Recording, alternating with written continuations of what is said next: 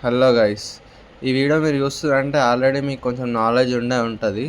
అసలు ఈ వీడియోలో మనం ఏం డిస్కస్ చేస్తామంటే లారీ ఎల్సన్ అనే పర్సన్ ఎవరు, అసలు ఆయన ఒక్క రోజులో రిచెస్ట్ పర్సన్ ఎట్లయిండు, అది అసలు నిజమా ఫేక్ న్యూసా, దాని రీజన్ ఏంది, దాని వెనకాల ఉన్న రీజన్ ఏంది, దాన్ని కౌంటర్ చేయడానికి ఎలాన్ మస్క్ ఏం చేసిండు, మనం దాని నుంచి ఈ స్టోరీ నుంచి మనం ఏం నేర్చుకోవచ్చు అనేది వీడియో టాపిక్స్లో డిస్కస్ చేస్తాం. ఈయనే లారీ ఎలిసన్. ఈయన ఒరాకిల్ కంపెనీని స్టార్ట్ చేసిండు. అసలు ఒరాకిల్ కంపెనీ ఎప్పుడు స్టార్ట్ అయింది, ఎక్కడ స్టార్ట్ అయింది అని తెలుసుకునే ముందు అసలు ఒరాకిల్ కంపెనీ అంటే ఏంటిది, ఆయన ఎందుకు ఈ కంపెనీని స్టార్ట్ చేసిండో దాని గురించి తెలుసుకుందాం ఫస్ట్. ఒరాకిల్ అనేది ఒక సర్వీస్ బేస్డ్ కంపెనీ అంటే ఇంకొక కంపెనీకి తన సర్వీసెస్ని ప్రొవైడ్ చేసి దాని నుంచి మనీ ఎర్న్ చేస్తుంది. వీళ్ళు ఎట్లాంటి సర్వీసెస్ ప్రొవైడ్ చేస్తారంటే డేటాబేసెస్, క్లౌడ్ సర్వీసెస్, ఇన్ఫ్రాస్ట్రక్చర్. ఈ 3 టైప్స్ ఆఫ్ సర్వీసెస్ వాళ్ళు ఇంకో కంపెనీకి ప్రొవైడ్ చేసి దాని నుంచి మనీ అనేది సంపాదిస్తారు. ఎగ్జాంపుల్గా చెప్పాలంటే ఎప్పుడైనా ఒక ఫ్లైట్ టికెట్ బుక్ చేసినప్పుడు ఆ ఫ్లైట్ టికెట్ యొక్క డీటెయిల్స్, దాని యొక్క ప్రైస్, అది ఎక్కడ బుక్ చేసినావు అనేది అన్ని టైప్స్ ఆఫ్ డేటా వాళ్ళ దగ్గర స్టోర్ అయి ఉంటుంది. ఎప్పుడైనా నువ్వు ఒక జొమాటోలో ఏదైనా కూడా ఆర్డర్ చేసినావు అనుకో, దాని వెనకాల ఉన్న డేటా మ్యాక్సిమం ఒరాకిల్దే అయి ఉంటుంది. ఎక్కడైనా వెబ్సైట్లోనైనా, ఎక్కడైనా గవర్నమెంట్ వెబ్సైట్స్లోనైనా, అప్లికేషన్స్లోనైనా ఏదైనా ట్రాన్సాక్షన్ చేసేటప్పుడు చాలా టైప్స్ ఆఫ్ ట్రాన్సాక్షన్స్ ఉంటాయి. మిలియన్స్ ఆఫ్ ట్రాన్సాక్షన్స్ రోజు రోజుకు జరుగుతూ ఉంటాయి. దాని వెనకాల చాలా amount of millions of data అనేది ఉంటుంది. ఆ డేటాని మేనేజ్ చేయడానికి వీళ్ళు సర్వీసెస్ అనేది ప్రొవైడ్ చేస్తూ ఉంటారు. వీళ్ళ సర్వీసెస్ అనేది చాలా సింపుల్గా ఉంటాయి, మళ్ళీ తక్కువ కాస్ట్ ఉండేసరికి వీళ్ళ సర్వీసెస్ అనేవి ఎక్కువ పాపులర్ అయ్యాయి. ఇప్పుడు మనం మెయిన్ టాపిక్ వచ్చేద్దాం. మనం ఆయన ఒక్క రోజులో రిచెస్ట్ పర్సన్ ఎట్లా అయిండో అనేది అది తెలుసుకోవాలంటే ముందు మనకు స్టాక్ మార్కెట్ అంటే ఏంటిదో, అసలు అది ఎట్లా వర్క్ అవుతుందో అనేది అర్థం కావాలి. స్టాక్ మార్కెట్ అంటే ఈజీగా చెప్పేస్తే చూడండి. స్టాక్ మార్కెట్ అంటే ఎగ్జాంపుల్గా మీ ఇంటి పక్కన ఉన్న ఒక గల్లీ తీసుకోండి, అది ఒక స్వీట్ షాప్ తీసుకోండి. ఆ స్వీట్ షాప్స్లో స్వీట్స్ అనేవి బాగా అమ్ముడు పోతున్నాయి అనుకోండి. ఆ ఓనర్ ఏమనుకుంటాడు, మన బిజినెస్ని ఎక్స్పాండ్ చేద్దాం, ఇంకొక షాప్ పెట్టుకుందామని అనుకుంటాడు. కానీ అతని దగ్గర డబ్బులు లేకపోతే ఆయన ఏం చేస్తాడు,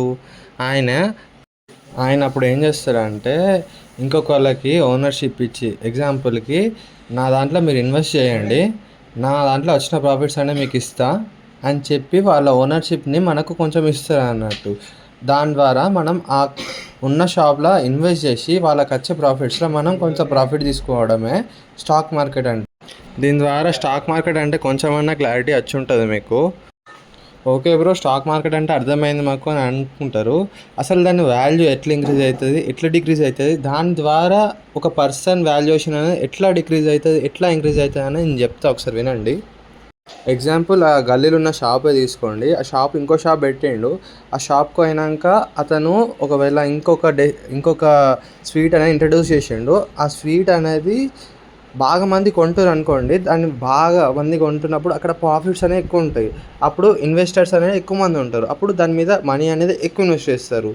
ఒకవేళ అదే ప్రోడక్ట్ ఎవరికి నచ్చకపోయి అసలు ఎవరు కొనకపోతే అప్పుడు ఏముంటుంది, ఎవరు కొనరు. అక్కడ కొనకపోతే ప్రాఫిట్ ఎట్లా వస్తుంది, అప్పుడు దాని స్టాక్ వాల్యూ అనేది డిక్రీజ్ అవుతూ ఉంటుంది. అదేవిధంగా మనం ఒరాకిల్ స్టాక్స్ అనేవి కంపేర్ చేసి చూద్దాం. దాని వాల్యూ ఏమైంది ఆ రోజు, అసలు ఏ న్యూస్ వల్ల దాని వాల్యూ అనేది పెరిగిందనేది ఇప్పుడు చూద్దాం.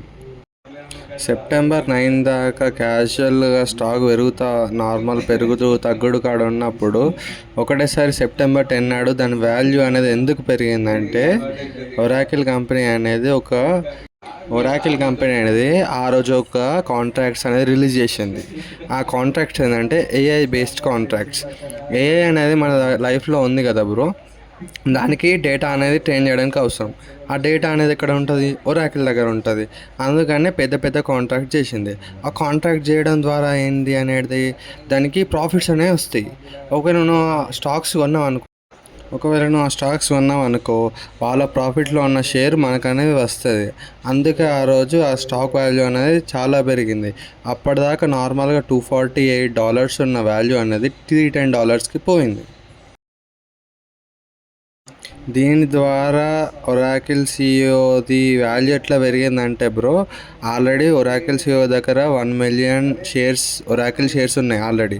అంటే దాని వాల్యూ అప్పుడు $238 ఉండే ఒక షేర్ వాల్యూ. అప్పుడు నెక్స్ట్ ఒక సెప్టెంబర్ 10 నాటికి దాని వాల్యూ $310 అయింది. ఒక్కొక్క షేర్ వాల్యూ పెరిగిందంటే తన వాల్యుయేషన్లో కూడా యాడ్ అయినట్టే కదా. సపోజ్ ఒక